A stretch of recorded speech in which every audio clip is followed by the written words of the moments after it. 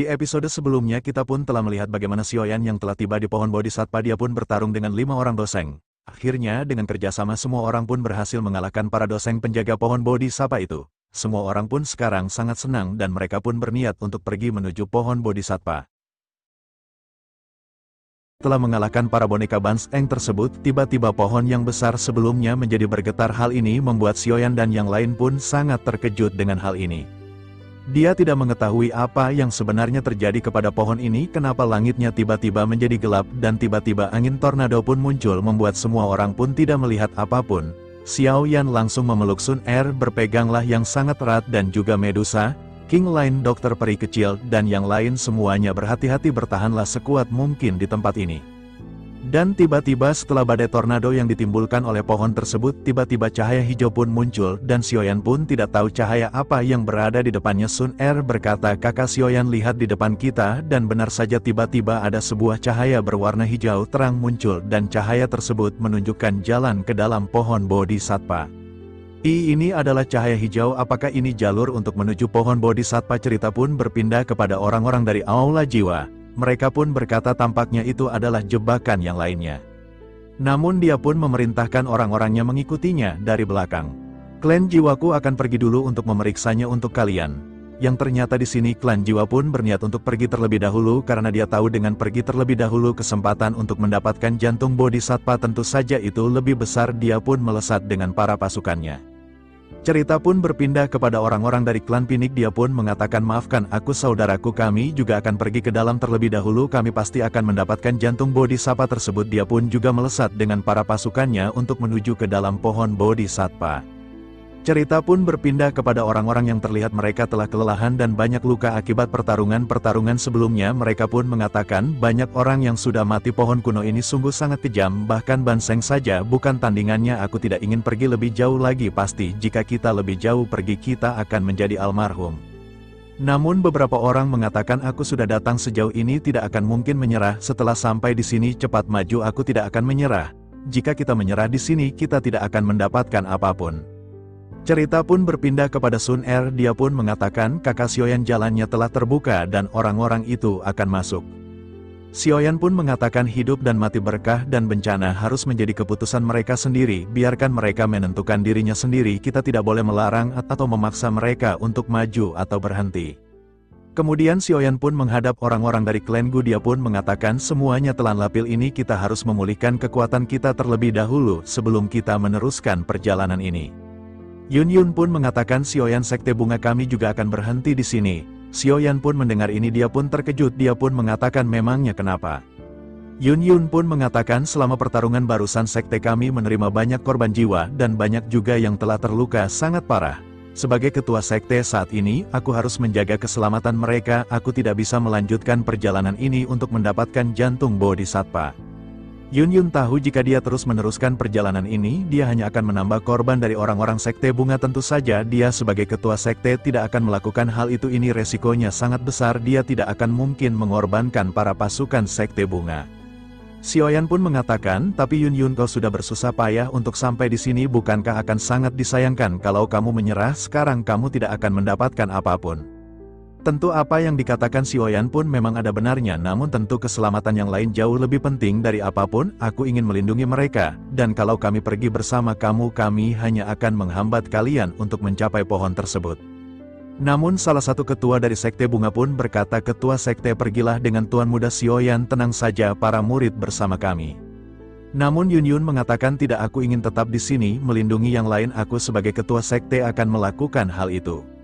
Nalan pun berkata, Master, aku akan melindungi setiap murid dari sekte kita. Master tidak perlu mengkhawatirkan kami pasti baik-baik saja. Dan begitu pula orang-orang para murid dari ketua sekte, mereka pun mengatakan, ketua sekte tolong jangan berhenti di sini, jangan melewatkan kesempatan ini, karena kita telah berjuang sampai saat ini untuk mendapatkan barang berharga di dalam sana. Tentu saja melihat dukungan dari semua orang sekte bunga, Yun pun dia pun sangat senang karena orang-orang sekte bunga sangat peduli dan perhatian juga kepadanya, yang akhirnya Yun pun sepertinya memutuskan akan ikut pergi ke dalam juga. King Lin pun mendekat dan mengatakan, benar kakak Yun, ikutlah dengan kami, jangan khawatir. Xiaoyan pun mengatakan tenang semuanya, aku berjanji akan menjaga ketua sekte kalian, aku berjanji dia akan kembali dengan selamat, bagaimanapun dia adalah salah satu mantan terindahku. Yun Yun pun mengatakan baiklah kalau begitu kalian juga harus berlindungi diri kalian, kami akan segera kembali secepat mungkin, tunggulah kami di sini. Akhirnya Yun Yun pun dia ikut pergi ke dalam. Xiaoyan pun mengatakan meski aku tidak tahu masih berapa jauh lagi untuk mencapai jantung Bodhisattva, namun aku yakin jantung Bodhisattva itu berada di depan. Aku harus mendapatkan untuk mencapai seorang doseng agar aku bisa mendapatkan api surgawi peringkat ketiga. Setelah perkataan tersebut Xiaoyan pun memegang tangan Sun Er dan mengatakan semuanya ayo kita pergi di sini. Semua orang pun segera menuju ke arah ke dalam pohon Bodhisattva tersebut. Yang kemungkinan jika di dalam Donghua Yun Yun pun akan sangat cemburu kepada Sun Er dan begitu pula Medusa. Bagaimanapun Medusa dan juga Yun Yun mereka sangat mencintai Xiaoyan, pasti jika dalam Donghua akan lebih seru. Singkat cerita Xiaoyan pun telah tepat di mana pintu menuju pohon Bodhisattva yang menimbulkan cahaya hijau yang sangat terang. Seperti yang kuduga dari pohon Bodhisattva, jika lebih dekat pohonnya jadi terlihat lebih besar. Ayo semuanya masuk dan berpegangan dan tiba-tiba mereka pun melihat sebuah jantung pohon. Mereka pun mengatakan apakah itu jantung Bodhisattva? Para jenderal dari klan Gu pun mengatakan sepertinya memang benar itu jantung pohon Bodhisattva yang asli. Namun ketika semua orang mendekat kepada jantung pohon Bodhisattva, tiba-tiba jantung Bodhisattva ini mengeluarkan cahaya yang sangat terang. Menyilaukan, tentu membuat semua orang pun sangat terkejut. Mereka pun mengatakan apa yang terjadi di tempat ini, mengapa cahayanya sangat menyilaukan. Xiaoyan pun mengatakan ada yang tidak beres, semuanya berhati-hati. Sekarang semua orang pun telah terjebak oleh cahaya jantung Bodhisattva, mereka pun tidak tahu apa yang terjadi di tempat ini. Ketika cahaya yang menyilaukan itu muncul, semua orang pun mengeluarkan kekuatan mereka masing-masing untuk menahan cahaya hijau ini.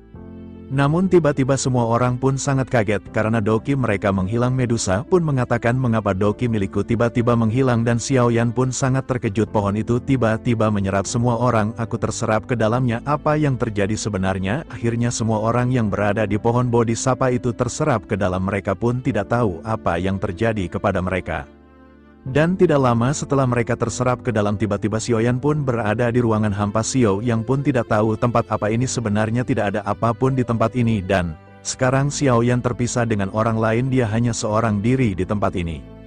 Tiba-tiba Xiaoyan pun melihat ada sebuah lubang, penasaran lubang apakah di depannya. Kemudian Xiaoyan pun mendekat kepada lubang tersebut mengatakan ini adalah lubang ruang dimensi. Namun ketika Xiaoyan mendekat dia pun terserap kepada lubang dimensi itu dan tiba-tiba ketika Xiaoyan terserap di dalam lubang dimensi, anehnya Xiaoyan pun berada di luar pohon Bodhisattva di mana tempat binatang para ajaib kuno berada.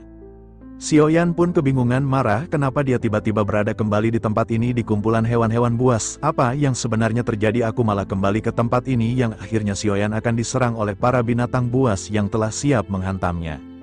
Tiba-tiba Xiaoyan pun mengeluarkan kobaran api 3000 terbakar dan sangat mengejutkan. Kobaran 3000 api terbakar ini sangat besar dengan kekuatan yang sangat ganas, tidak mengerti mengapa kekuatannya sangat mengerikan. Xiaoyan pun merasakan ini bukan kekuatan seorang dojun. Xiaoyan pun kebingungan mengapa dia bisa dengan mudah menghancurkan para binatang buas ini. Tunggu, apa ini? Apa aku tidak percaya ini adalah kekuatan seorang doseng? Apakah aku berhasil mendapatkan jantung Bodhisattva Xiaoyan tersebut? Ini benar-benar kekuatan doseng, aku tidak mengira akan menjadi sekuat ini. Xiaoyan pun tertawa, dia pun akhirnya berhasil mencapai tingkat doseng. Inilah kekuatan Rana doseng, memang sangat luar biasa, dengan sekejap saja dia berhasil menghancurkan binatang buas tersebut. Akhirnya aku telah mencapai tingkat doseng, sekarang waktunya tepat untuk menghabisi orang-orang dari aula jiwa yang berada di tempat ini. Pasti aku akan membalaskan apa yang telah mereka lakukan kepada keluargaku. Tiba-tiba Xiaoyan pun membuat lubang dimensi. Karena Xiaoyan telah menjadi seorang doseng, dia pun dengan mudah membuat lubang dimensi dan tiba-tiba Xiaoyan pun tepat muncul di kelompok Hunya dan orang-orang dari aula jiwa.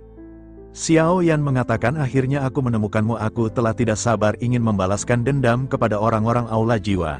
Di sisi lain orang-orang dari aula jiwa pun sangat terkejut dengan munculnya Xiaoyan tiba-tiba di atas langit. Bagaimana dia bisa sampai ke tempat ini, kekuatan macam apa yang telah dia miliki?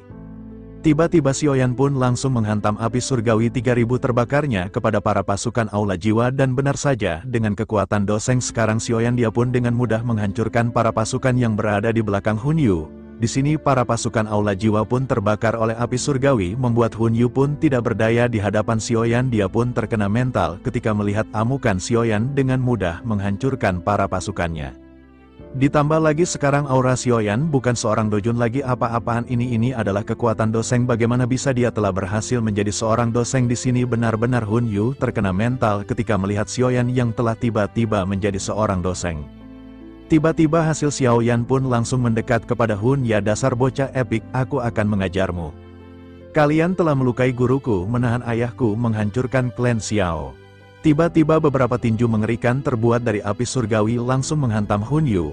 Hal ini membuat dengan seketika Hun Yu pun hancur menjadi debu. Tentu saja ini adalah kekuatan seorang doseng. Perbedaan kekuatan ini sangat jauh. Hal ini membuat Xiaoyan pun dengan mudah menghabisi Yun Yu. Xiaoyan pun di sini tertawa terbahak-bahak aneh. Dia serasa bahagia telah menghancurkan para pasukan dari Aula Jiwa yang berada di tempat ini.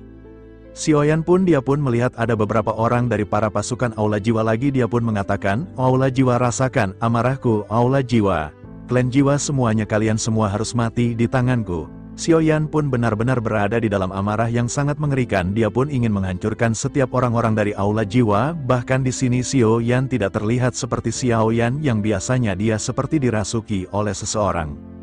Xiaoyan pun menggila dan mengeluarkan semua kekuatannya dan menghancurkan apapun yang berada di hadapannya. Namun ketika Xiaoyan melakukan hal ini, dia pun tiba-tiba tersadar. Xiaoyan pun mengatakan, tidak, ini tidak benar, ini bukanlah diriku. Apa yang sebenarnya terjadi kepada diriku? Xiaoyan pun tiba-tiba merasa linglung. Dia pun merasa kesakitan. Dia tahu ini bukan dirinya menghabisi siapapun yang berada di hadapannya. Dia pun tidak tahu apa yang terjadi, kemana dirinya seharusnya dibandingkan balas dendam. Ada hal yang lebih baik yang bisa dilakukan. Dan tiba-tiba di saat itu cahaya di kening Xiaoyan muncul dari tato klan Xiao yang menyadarkan Xiaoyan.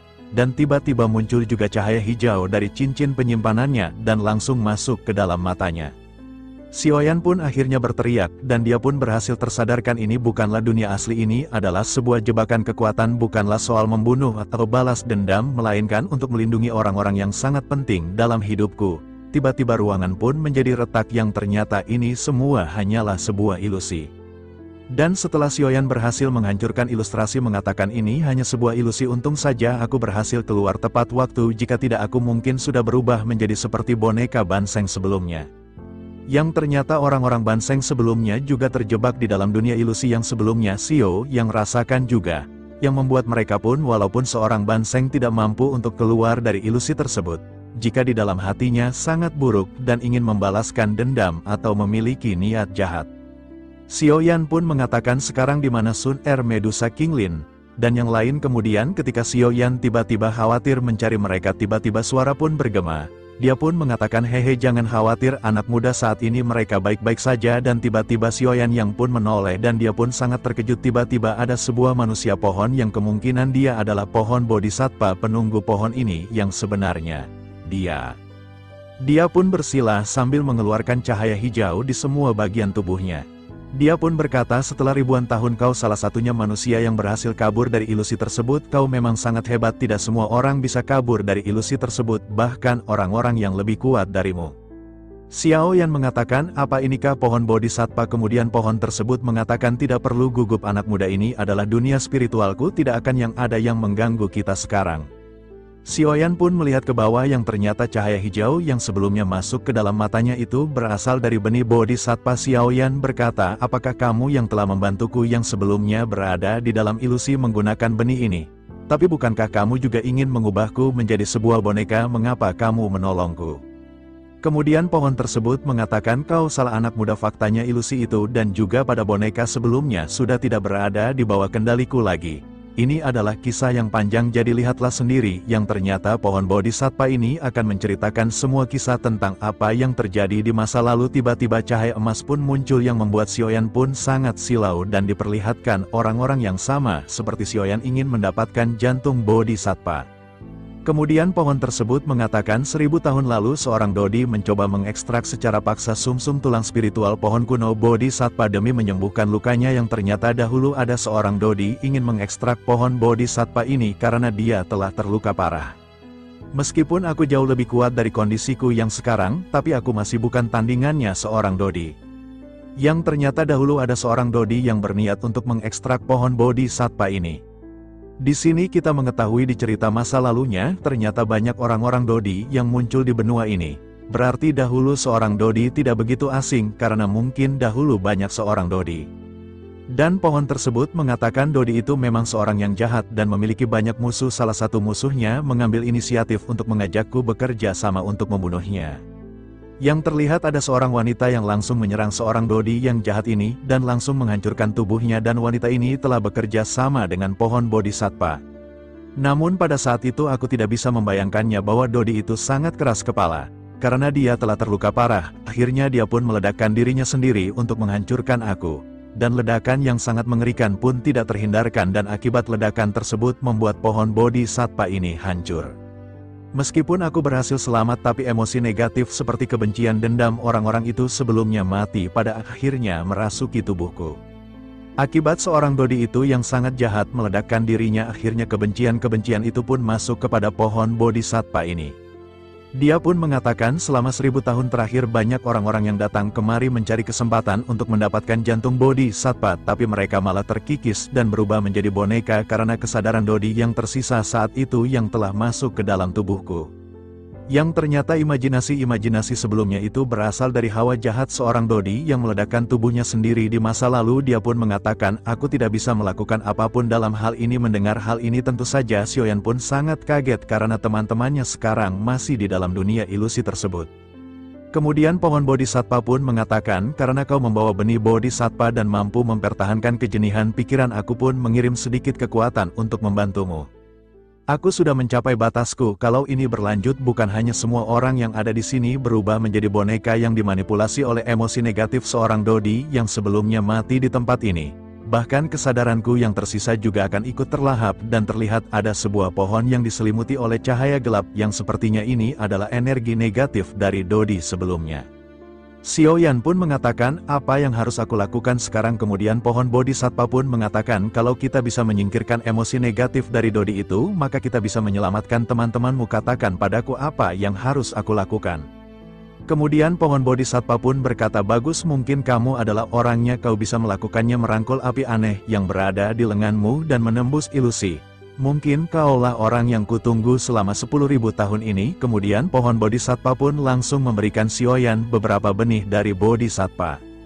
Aura Dodi ini terlalu kuat, kau tidak punya kekuatan untuk menyentuhnya langsung. Selama kau menggunakan api untuk memurnikan benih ini menjadi esensi murni, maka itu sudah cukup untuk membantuku pulih. Yang ternyata pohon ini meminta Xiaoyan untuk memulihkan beberapa benih dari Bodhisattva. Dengan Xiaoyan memurnikan beberapa benih Bodhisattva, kekuatan pohon Bodhisattva akan kembali seperti sebelumnya, bahkan dia akan menjadi sama seperti seorang Dodi. Xiaoyan pun yang mendengar ini mengatakan, baiklah, aku akan melakukannya dengan cepat. Aku akan memberikan benih Bodhisattva ini untuk menyelamatkan semuanya. Sun Er, aku tidak akan membiarkan sesuatu terjadi kepadamu, aku berjanji. Akhirnya di sini Xiaoyan pun akan memulai memulihkan setiap benih untuk pohon Bodhisattva agar kekuatan pohon Bodhisattva kembali pulih. Oke guys, kita lanjut episode selanjutnya yang akan lebih seru karena Xiaoyan pun kekuatannya akan meningkat dan membuat